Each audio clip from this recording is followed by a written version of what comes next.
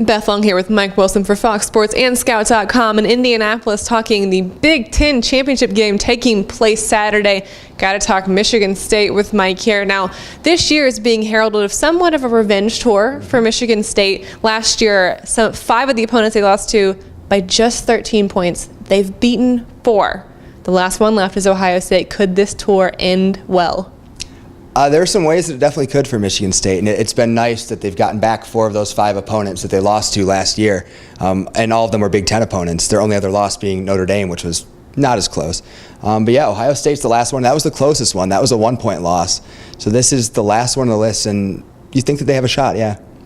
And of course, to have a shot, there's got to be keys to the game. Mike, what are the keys to the game for the Spartans to come on top of the Buckeyes? Ball control and time of possession to start off with Michigan State. That's their offense. They want to run the ball, sap the clock, and put up points after long drives. Get in the end zone, and that's the kind of way they can have success because it keeps the ball away from Ohio State's offense too, which is going to score quickly.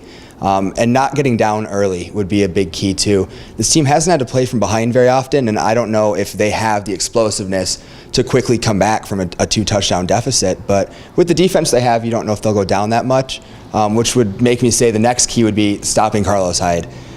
He's run for more than 200 yards per game in the past 3 and has just been a force. And if he can get going and open things up for the passing game and Braxton Miller to the edge, it could become a long day for Michigan State.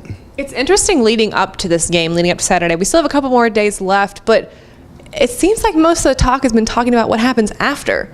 Not before. We've been talking about BCS. We've been talking about the Rose Bowl, the national championship game for both the Buckeyes and the Spartans. Do they think they have a shot or a bid or a reason to have a spot in any of those games? Do you think that maybe the game's getting a little overlooked by all the things that can happen after? And where do you think Michigan State ends up in the postseason? It is kind of overlooked in a way, I think, because the reality is the outcome of the game, no matter what, Michigan State, it looks like it's going to the Rose Bowl.